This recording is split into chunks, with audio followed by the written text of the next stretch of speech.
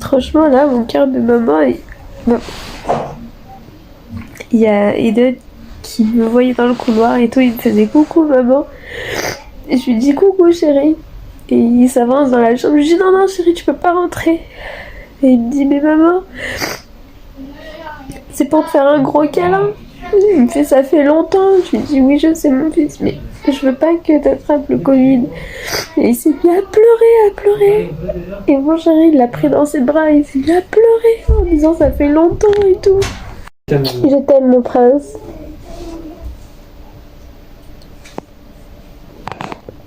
Voilà. Franchement je vous dis ça c'était un moment dur, mais dur. Franchement il y a que des mamans qui pourront comprendre ce que j'ai ressenti en voyant mon fils comme ça pleurer. Mais je sais que c'est pour son bien. Qui dit jeudi dit le jour des frites. On fait pas les cochons, on se lave les mains avant. Un petit peu de gel. Test de la croustillance. Faut que je me dépêche de manger parce que on a la sortie. Et j'ai des tonnes de trucs à faire juste avant. On va faire des groupes à l'aquarium. Et en fait, il y a un petit quiz et les enfants doivent chercher un poisson particulier, me dire ce qu'ils mangent, dans quel océan ou dans quelle mer ils vivent, savoir si c'est dangereux pour l'homme, etc. Enfin, un petit truc comme ça pour enrichir un peu leur visite. Être maman et professeur dans la même école que ses enfants, c'est hyper difficile. Je vois qu'on tape un de mes enfants pendant la récréation. J'ai envie d'intervenir, mais je peux pas. Mon envie de maman a envie d'aller régler les histoires et tout et faire en sorte que, voilà, il aille s'excuser auprès de mon fils, machin. Même l'encastrer dans le mur. Mais à l'école, j'ai la casquette de professeur. Du coup, je reste sagement à mon poste de surveillance et je peux pas intervenir, ça m'énerve. Surtout qu'hier, il y a un de mes anciens élèves qui est venu me voir en me disant Maura, ton fils, il s'est fait frapper et ton fils, il a même pas rendu les coups. J'étais hyper fière parce que mon fils n'a pas rendu les coups. Mais j'avais mal au cœur parce que je l'ai vu pleurer. Je vous assure, je crois que c'est le plus dur. C'est le plus dur. Mais bon, il a son enseignante et il faut qu'il apprenne à faire confiance à son enseignante pour lui en parler. Voilà. Bon, allez, je me dépêche, j'arrête de parler. Et je vous dis bon appétit et bonne journée. Bisous. Oh, j'ai mal aux boobs. Vivement mes règles parce que ça va exploser. Une des questions qui revient le plus souvent chaque année, c'est est-ce que je fais Noël? Parce que comme vous le savez, je suis de confession juive et à chaque fois, la même question arrive. Est-ce que je fais Noël? Eh ben ça vous regarde pas? Je rigole, je vais vous répondre. Aucun rapport, mais j'avais envie de vous montrer ce que je me suis trouvé là à Stocomanie, c'est très mignon. Voilà, j'avais envie de vous le montrer. Non, je ne fais pas Noël, même si mon conjoint n'est pas juif, je ne fête pas Noël. Parce que Noël est une fête chrétienne. Dites ce que vous voulez, ce n'est pas commercial. Noël est une fête chrétienne. Et comme je suis juive, vous avez compris que ce n'est pas ma fête. C'est comme fêter l'Aïd, je ne suis pas musulmane, je ne fête pas une autre fête.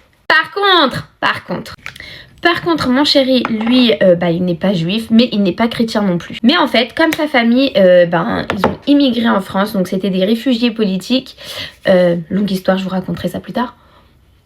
Et pour s'intégrer pleinement à la France, ils ont pas fait Noël parce qu'il n'y avait pas de sapin, pas de crèche, pas de tout ça. Mais en fait, c'était un jour où ils se réunissaient tous en famille, échangeaient un bon repas et ils offraient des cadeaux aux enfants. Vous allez me dire, ça ressemble très fortement à Noël. Mais dans leur tête, c'est pas du tout ça. C'est juste l'occasion, comme c'était férié, de se réunir tous ensemble en famille parce qu'ils sont très nombreux.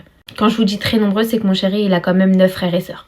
Donc par respect pour lui, comme lui il fait énormément de mon côté, ça veut dire qu'il respecte le lait, la viande, il mange cachère, tout est cachère à la maison. Et je décide de recréer un petit peu cette ambiance qu'il a d'enfance. Et je décide d'organiser, alors on le fait pas le 24 parce qu'il s'en fiche complètement, on le fait le lendemain. Un petit repas comme ça avec les enfants. Des fois on va voir sa famille, etc. Bon allez, je vais aller acheter des cadeaux de Hanouka, je vous fais des bisous. Vous êtes la stagiaire? Non, je suis professeur. J'ai vu un film de boules qui commençait exactement de la même façon. De la misogynie, comme c'est original. Faites une blague sur Pocahontas et vous aurez le combo gagnant. En fait, maintenant que vous le dites... Donnez-moi votre nom. Trent. Trent, pouvez-vous me donner la définition du pouvoir?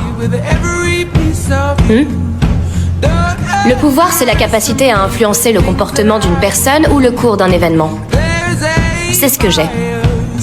J'ai le pouvoir de vous virer de ce cours et de vous mettre à 0. J'ai le pouvoir de vous envoyer chez le directeur pour violation du règlement de l'université. Je peux agir de façon à changer le cours de votre vie. C'est ça le pouvoir. Et vous n'en avez aucun. Je dis oui, mais pas de frites. J'ai ma commande, on va manger ensemble. Hier, j'ai eu mon petit cœur de maman qui s'est littéralement brisé. Non pas avec mon fils Aiden qui est dans ma classe, mais avec ma fille Maya, parce que hier, c'était son anniversaire. Et je ne sais pas, mais le fait qu'elle passe à 6 ans, j'ai pleuré. Mais quand je vous dis que j'ai pleuré, j'ai pleuré. J'ai pleuré. J'ai l'impression de perdre mon bébé. Et puis c'est pas ça, c'est qu'elle commence vraiment à s'affirmer au niveau de ses goûts, au niveau de ses préférences, au niveau de son amoureux. Je lui ai demandé, Maya, tu veux quoi pour ton anniversaire? Et moi je pensais qu'elle allait me dire un vélo, une Barbie, des poupées, des trucs comme ça. Eh ben non, aucun rapport. Elle m'a dit, je veux un ballon de foot. Alors commencez pas à me dire, ouais mais t'es une mère dans les stéréotypes. Pas du tout. J'ai fait du foot à l'université, j'étais dans l'équipe féminine, ça me dérange pas. Mais ça m'a quand même mis une claque de me dire, zut, ma fille grandit, fait ses propres choix et c'est bizarre. Du coup, je me suis pas arrêtée au ballon de foot, j'ai tout acheté. La cage, les plots, la tenue complète, les crampons, la totale. Et dans ses yeux, mais mon Dieu, si vous avez vu vous auriez... Bref, c'était plein d'étoiles, c'était trop beau. Et aujourd'hui, elle voulait partir à l'école en tenue de foot. Genre, elle s'est habillée en tenue de foot avec les crampons. Parce qu'elle était trop fière de montrer à ses copains et ses copines sa tenue. Bref, vous m'avez demandé un tuto pour les baguettes, je vous montre. Déjà, la première, vous allez la mettre ici dans le trou. Et elle va tenir l'annulaire. Vous voyez? Et en fait, elle est fixée, celle-là, elle ne bougera pas. Et la deuxième, tout bêtement, vous venez la tenir comme un stylo. Donc en vous aidant des 3 doigts. Et en fait, ça sera que celle du dessus qui va bouger. Ting, ting, ting. Et ensuite, vous attrapez. Et vous dégustez. Voilà, bon appétit.